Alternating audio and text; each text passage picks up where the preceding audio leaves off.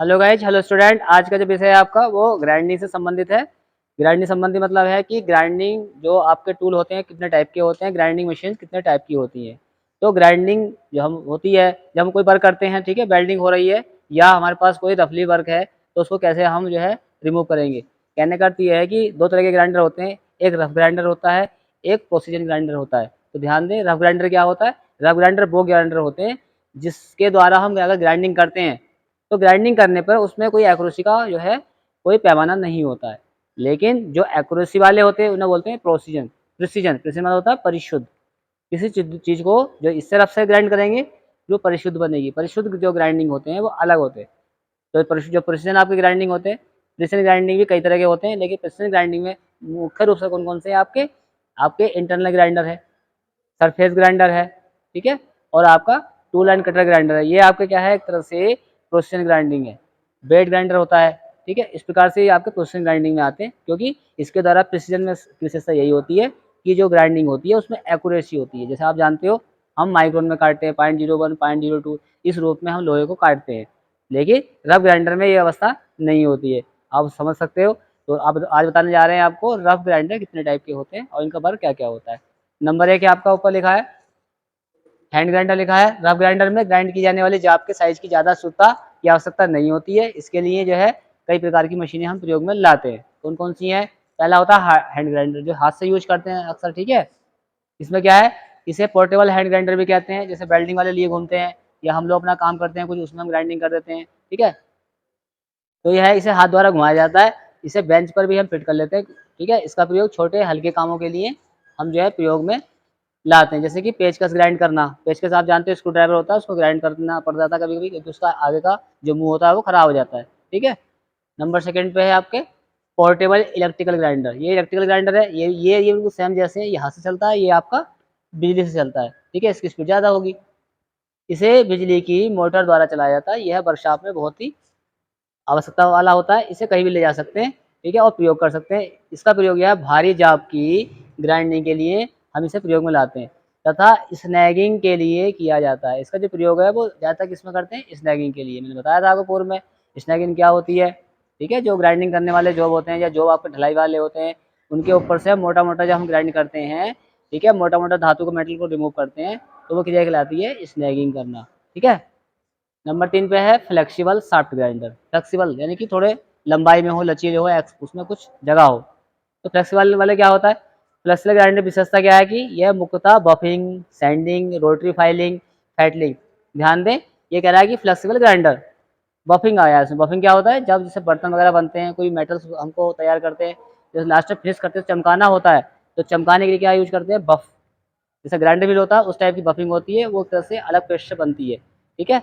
तो बफिंग यानी वो शाइनिंग देती है किसी चीज़ के लिए, जॉब के लिए शाइनिंग देने वाली चीज़ बफिंग होती है। फिर ऐसी सैंडिंग। सैंडिंग मतलब सैंडिंग होता है जैसे रेत वगैरह डालते हैं उसमें, हम उसको कटिंग करने के लिए हम यूज करते हैं। ऐसे रोटरी फाइलिंग। रोटरी फाइलिंग होती है, रोटरी मतलब घूमने वाली, जैसे आपकी फाइल होती है उस टाइप की एक फाइल होती है, तो जॉब के ऊपर जो है कटिंग हल्की थोड़ा कट लगाने के लिए प्रयोग में लाई जाती है, ठीक है। एज ए ग्राइंडिंग के रूप में काम करती है, ठीक है। और ये फाइलिंग हो गया आपका इसमें, ठीक। आदि कामों के लिए इसका प्रयोग करते हैं। इसमें बिजली की मोटर लगी होती है। इसकी मोटर के साथ क्या है? लंबी फ्लेक्सिबल शाफ्ट लगी होती है। जैसे उदाहरण तो समझ लीजिए, जैसे कि लेंटर वगैरह पड़ता है तो आपने देखा होगा उसमें एक लंबा सा ग्राइंडर होता है, जो वाइब्रेटर बोलते हैं इसको, वाइब्रेटर, ठीक है। एक मोटर चलता रहता है और लास्ट में वो वाइब्रेटर भी आपका घूमता है, और जहाँ स्पेस होता है तो वहाँ भी सीमेंट चला जाता है, ठीक है। उसमें कोई क्रैक वगैरह नहीं रहता है। नंबर 4 पे है सैंड वेल्ड ग्राइंडर। इसमें क्या है? इसका प्रयोग टेढ़ी मेढ़ी जाप की ग्राइंडिंग के लिए करते हैं। इसमें एक बेल्ट लगी होती है जिस पर बाहर की तरफ क्या है? एब्रेसिव कण जुड़े होते हैं, ठीक है। इसका प्रयोग व्हील की जगह किया जाता है। इसके घुमाने के लिए दो पुलियां लगी होती है। एक तरह से ऐसे पट्टा होता है, हम ऊपर व्हील चढ़ाते हैं, नीचे व्हील चलाते हैं, और व्हील के ऊपर कोई पट्टा चढ़ाते हैं तो व्हील लगातार घूमता है, ठीक है। वो पट्टा घूमता है, तो उस पट्टे को ही समझ लीजिए, पट्टे के ऊपर क्या है? आपके एमरी लगा हुआ है। वो एमरी आपका क्या है? उसी पे हम क्या करते हैं?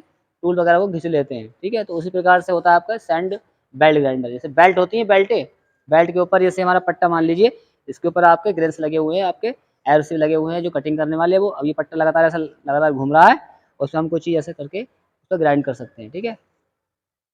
नंबर अगला है बेंच ग्राइंडर। ऐसे बेंच पर इसको फिट करते हैं जहाँ बेंच ग्राइंडर कहलाते हैं, जिस जो कि बेंच में लगाए, चाहे छोटी बेंच हो चाहे आपकी बड़ी बेंच हो।